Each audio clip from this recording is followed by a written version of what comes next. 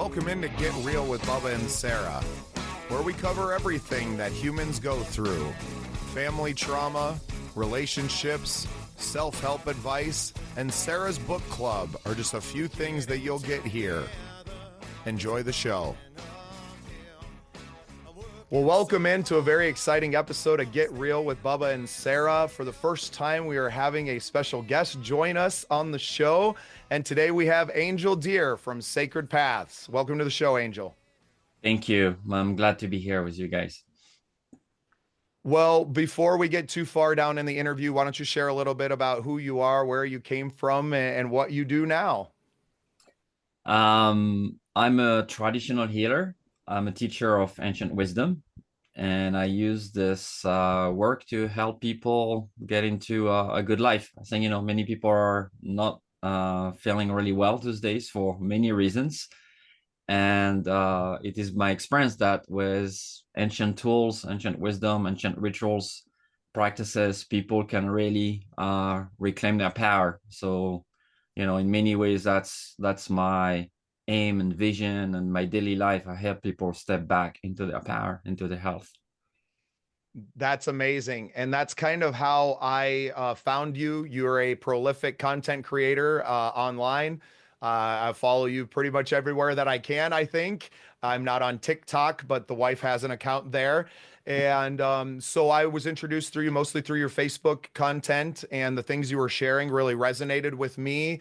And I just kept kind of digging in deeper to who you were. And I've just loved getting the free healing that you're kind of putting out there, because I think our words have such a power to just heal and help that. So I thank you for the service that you've already done for me, and I really just wanted to have you on our program to introduce you to our fans and to my co-host Sarah as well. Sarah, go ahead and Yeah. say hi, and if you have a question Hi. for Angell, go ahead. I do. Yeah. First of all, I don't think anybody can see my face, but that's okay because I just rolled out of bed. So you don't want to see my face today. But I'm wondering how I'm going to get in on this free healing because I really, really, really need it. Okay. And I constantly work on myself and I do hypnosis and Reiki and, just Oracle and tarot and cold plunging, all the stuff. But I need some healing as well because I have been going through my own mental turmoil, Mhm. especially with social media because I do social media everything and I'm feeling a social media burnout and I just don't know how to balance all of that because I love to work.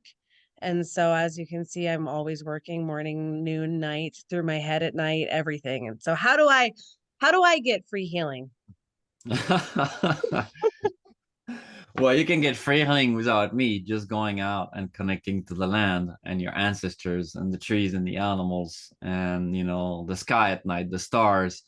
I think, one of the main reasons we're not well is that we have taken ourselves out Mm. of what provides balance, holistic healing, as we call it, something all our ancestors, knew how to do. And obviously they were not on screen, they were not on social media, they were much more present with their environment. And like you were sharing, right? I share a lot of free healing, which for me is my daily prayer. My prayer in the morning when I wake up is to connect with myself and connect with my environment, connect to the land I'm sitting on, connect to the animals and the trees and the beautiful beings in the forest. I live in this amazing forest here upstate New York. And from there, I write, whatever message, whatever is coming through. And, I've been sharing that for many, many years now. And, I'm blessed to have tens of thousands of people that read my work every day. But for me, it's a way to connect with myself, to connect with the environment. And, in the extension of it, yeah, I connect with others and I help others, I guess, to reconnect with themselves, to reconnect with who they truly are. It's very easy to forget in the world we're living in, and to be Yeah. trapped into the spinning wheel of achievements and doing in this practice, or, even spiritual people. I have a lot of clients that are spiritual people, that have been, healers for decades and are burnout. And I think that that's problematic, because we need to be able to be of service. And if we're burnout, we can't really serve our Yeah. community, people, right? That's what I'm working on right now is just really balancing everything because that's how I was feeling for a while is I get really into my work and I content create. I do all this stuff and I love it, but then I'm always constantly giving. I'm around people all the time and around, at events and all of this. And I'm like giving, but also taking in all this energy. And I have to ground myself. And it's very difficult in the winter for me because I'm more of a like beach girl that wants to walk around and roll around in the sand. And I'm in South Dakota. And so yes, the grounding is harder for me outside right now and so winters just get a little bit more difficult. But can I at least say that can we just be friends? Yes, with pleasure, with pleasure. Okay. And Sarah, it's wintertime, and our ancestors, they would not do much right now until probably March or April. They would Mhm. just gather around the fire, pray for surviving the winter, share stories, share, prophecies, share their dreams. It was a time of slowing down, connecting with each other through stories, through talking, but not through doing much, right? So also I think our body is feeling the winter and is welcoming it as a time of rest and a time of a different kind of connection. And I think just by doing that, with my wife, we sit around the fire in the evening, we read books, we share what's on our mind, we share our dreams in the morning. The body can relax, because the body remember what it needs and it's gifted that healing. I love that. Well, you seem like an amazing person, and I can't wait to ask Bubba how he found you. And because yes, I have been just feeling I was really depressed for a couple months and I couldn't figure out what was going on. And then I realized that I haven't been surrounding myself with spiritual people. I have been surrounding myself with, the people that are into the news, into politics, into this, into that. And it's just like, I can't stand that. I need to be surrounded by people that want to um, talk about spiritual stuff. And that's what I need to surround myself with. And so that's why I've been paying for people that I know, paying for the hypnosis, paying for the Reiki, paying for the sound healing. And I'm a yoga instructor, but that's the thing is like I I need yoga. I need a group around me. And there's not a lot of people around to do yoga in the small town that I live in right now. So it's nice to just kind of meet you because I can tell you are a healer and we might need to talk again. Okay. Well, we chat. So we'll have to figure out how to do that. If I don't know if you have a business that people pay you or you just do social media type of stuff, but Bubble will send all that info over to me, right, Bubba? Oh yeah. Well, and that's why we're here sharing this is so people have a direct access, right? Sarah and I are both very interested in it, but we are not professionals and authorities in the fields, right? I know you wouldn't call yourself probably either one of those things, Angel, but we're looking for people that we can send our people that are hurting that maybe we can't help, that we don't have the resources for. And obviously, just a quick glance at your library in the background says that you are a very resourceful man and that you're going to help a lot of people in our community and that's really what this time of year is about is like you said our ancestors this was the time of community because the summers are so busy and when the sun's out and the days are long we're feeding off that solar energy and we're really out there in it and now as the sun kind of is going away and we're less and less and less that well, I said it this way earlier today. I know I can burn hot. I know in the summertime I can burn hot and I have a ton of energy and I can get out there and I can do all the things, but can I smolder? Can I go inside of myself and find that fire and remember that? And I find that that's with my community that we do that, and not necessarily in a physical community. Sarah, I know your yoga studio and the members there are that physical community, but sometimes it's just this. Sometimes it's getting to meet and talk with a man like Angel. And, Sarah, it was so important for me to have you on this morning because I knew it would be important to you. That's community. It doesn't have to be a big group of people. It can literally just be three people on a Zoom and accomplish so much internally that then we can share with the whole world. Yes, yes. I'm so happy to meet you, Angel. And anybody named Angel needs to be in my life right now. Okay. I actually have a journal right next to me. I know you can't. Well, you can show me for 2 seconds if you want to. Okay. Okay. But if everybody wants to see what I look like in the morning, oh, it's saying start my video. But I have this journal that somebody gave me, which is actually really cute. Here I am. Hi. Radiate joy. Somebody said, oh, and I drew all over it last night. But Radiate Joy, this is a really good journal. I don't know if anybody needs it. A 90-day transformational journal. Am I journaling every single day? No, I forget half the time. But Mm. just every once in a while, being able to do stuff like that makes me feel better. So, okay, you can turn me off now. I actually do have to go because I am working. And so I need to get back to work. But so nice to meet you, Angel. I'm going to have Very nice Bubba meeting, send you my Sarah. info. Can Bubba send you my info? Yes, sure, please do. And you reach out because I would love to just have a meeting to talk about, even with your wife, to talk about whatever it is you guys do to heal. Okay? Thank you. Bye, Sarah. We love Thank you. you, Bubba. We love you. Or we do, but this is Stevie. Have a See great you day, later. Sarah. Okay, bye. Bye. I just gotta figure out how to leave. There we go. Leave meeting. Awesome, Angel. Well, I appreciate you humoring me. I knew it was important to Sarah to hear and to get to meet you. And yeah, so why don't we talk a little bit about Sacred Paths? We'll let you talk about what it is exactly that you do now. So why don't you share with our listeners what it is that Sacred Path is and the mission moving forward? Well, we are, an online platform for transformation for people that feel that they haven't walked a sacred path. Many people live their life in the world today that is in reflection of what the system told them to do, right? Their family system or the education system or the politics and the country they're living in, their culture. But from an ancient perspective, people were not really told to walk a certain life. You were observed as a little toddler, as a little kid. The elder would watch you and see, what attracts you into nature. What do you do? Do you build things? Do you sing? Are you a community leader? I mean, they would really observe children, and then they would foster and develop those gifts and support those gifts to happen. There is a huge difference, I think, between the indigenous view of people compared to the Western view. And from the Western perspective, you come empty.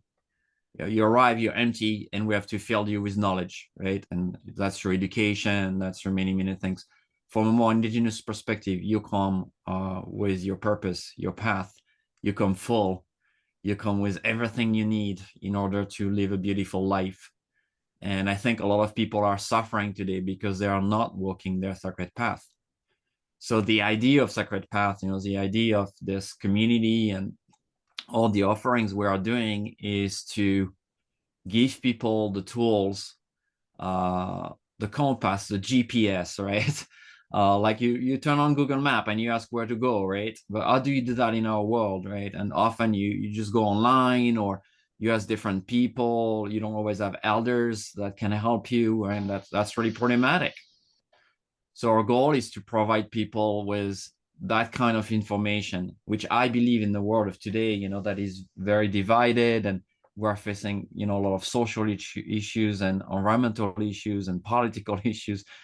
People are feeling very heavy, and a lot of people are feeling very lost. And I think a lot of people that join us, or at least a lot of people that I talk to, they're like, I don't know where to go anymore. Nothing seems to work, or what I learned doesn't seem to work. What can I do? And there are amazing, incredible, timeless teachings in indigenous wisdom, and we're trying to offer that to people, as a resource, to reclaim their power, to have good relation, good families, good lives. And I think it's funny because even in today's society and in today's culture, we all talk about a calling. You found your calling and your purpose and things, but nobody is even touching on the subject besides, people like yourself that are like, well, how are you doing the investigative work to find that calling? Do you think it's just going to fall from the sky on you? What studying of yourself and going and praying and meditating on it are you doing to find that calling? I think very few people find it in just going and getting a job at 18 years old, fresh out of high school, or, a career after college, and finding your calling through that. Now, are there people that do? Undoubtedly, right? Mhm. But I think for a lot of us that have just kind of been cycled through the system, that we have either never been introduced to that calling, or just don't even know where to look. Yeah, that's so very true. I like your image. And, for me, it's very much even, there's so many things available online now, right? You can do meditation, and there are yoga studios, and there are, healing circles. There are so many things you can learn. But I think, often we become this hoarder of tools. It's like we have this amazing tool shed, and one tool is meditation, and one tool is yoga, and one tool is, I don't know, psychotherapy. And so you have all those tools. And then basically you're supposed to know how to build a house, which is your house, right? Your inner house, your foundation. And my experience is that people, have more knowledge than they used to have because of this connection. And, that's kind of the positive side, I guess, of the internet and social media and all that. But nobody has a plan. Nobody has a map. How do you use all those tools to build a house? It's very different. I could have all the tools in the world, and in fact, all the construction materials. I can't build a house. So what do? I need to go to someone that's a builder that's built, hundreds of houses that can teach me.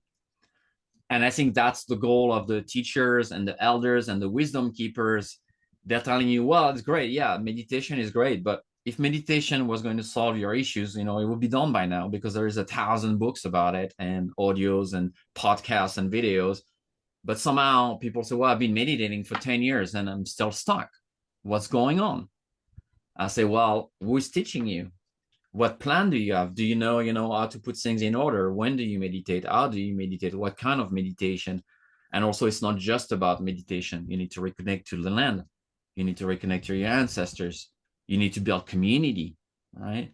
You need to heal all those false beliefs that you learn from the world, that you're broken, you're not abundant, you're not tapped into your spirituality, and you need kind of a map on how do you walk all of that, because I think healing in today's world is quite complex. It's very complex because of the disconnection from nature, of the system we are living in, of the pain that is unhealed, right? And if you don't really have a guide and a map, I think very often you just stay stuck, right? Angel, do you find that there's quite a bit of deconstruction that you have to do of those old mindsets and everything first as you kind of people come into your world and start to want to heal themselves? Like there's a breaking down process first of those old ideologies and everything as kind of a starting point to get them to there? Yeah, it's a huge part of it. You have to come to a point in your life. And I guess, for me, it took me, 30 years. And for some people, it'll take 20, or for people, it'll take 50. But you have to come to a point in your life to realize that what you've learned maybe doesn't work. And you can, do that by just witnessing the world and say, well, is it really working? Are people really more happy today? We have more comfort, right? We have washing machines and cars and stuff like that. But the statistic on mental health, on happiness, are catastrophic, are really bad. So clearly, you must come to that place, say, okay, what I've been learning doesn't work. So I need to unlearn that and remember something else. I believe personally that we carry all the tools we need, but that doesn't mean we know how to access them. That doesn't mean we know, often people say, well, this intuition, and I think I need to do that. But is that coming from true intuition, or is that coming from fears? Is that coming from belief systems that are not working? Intuition is a tricky thing, right? Sometimes a strong voice tells us to do something, but it's not always based on what we would call true intuition, which is your soul, your heart, however you want to call it, something that is really pure and untouched by the world. So yeah, we have to deconstruct the mind. We have to shed a lot of belief. And that's very hard because the mind doesn't like that. It doesn't like to die. It doesn't like to let go. But that's a necessary process, yes. And that's why very often people don't embark very deeply on the healing process, because it can be quite challenging to do that. Yeah. Well, and that's a great point. I told you 20 minutes. We're about at that time now. We have access to each other.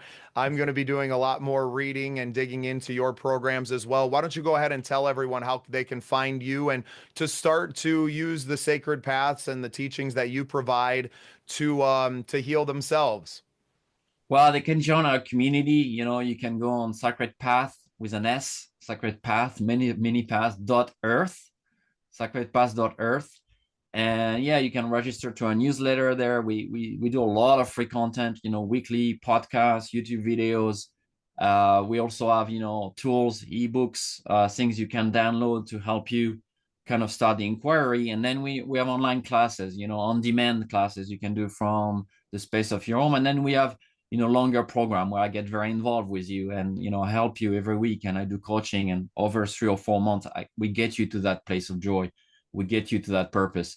So really there is, for everyone there. But I think the best is just to connect to the platform, start reading the content, feel into it. And if you feel a strong connection, if it resonates, then, reach out to me or to our team and see how we can support you in whatever you are dealing with in your life. That's really amazing. And just a little testimonial of the newsletter for everyone. I've been a member of it for a few weeks now. And the one thing that you talked about in the newsletter this week was, start by building an altar. And that's something that I'm going to recommend to Sarah right away, is having a space. I have mine right next to me here in the studio. And that's how I start my day. I kind of put some sound bath stuff on YouTube. And before I read any emails or do any of that, I read a few passages out of my book, and I burn some sage and some sweetgrass, and I just kind of make sure that I'm in that right headspace before I let the world start to influence me again, right? And to put all those inputs back in, I want to make sure that I'm kind of distilling that out and knowing, starting from a place of purpose and intention with every single day. And I think that's how the process goes. You just keep living every day like that. And the process of healing is not a weekend thing. You're not going to go to some retreat and all of a sudden you're healed and walking away. Mhm. Yes, you may open some doors for yourself to start that journey, but it's a long process, especially for people like me who have been out there, have experienced real trauma, have experienced so much of this life, and that was my goal setting out at 18 years old when I left my parents' home, and probably even before that, was to experience this human nature. I wanted to experience it. And now that I've experienced so much of this, I want to be able to distill it down and to share my experiences, but I want to do it from a place of love. I don't want to share these negative experiences to just kind of complain about them. That's not what this show is about. It's about sharing this experience so that we can heal one another. And it's something that Sarah and I have set out with intention to do. And obviously, following people like you, it keeps us motivated to continue to not just heal ourselves, but to maybe provide at least to show you the door. Whether you want to walk through that or not is really up to the individual. So, Angell, I really appreciate your time today. Thank you so much for being part of our program. Thank you so much. It was such a pleasure. Have a beautiful rest of the day. I hope we get to do it again. Yes, me too. Thanks for listening. Remember to follow the Scene Projects on all your social media channels and get even more content at thesceneprojects.com.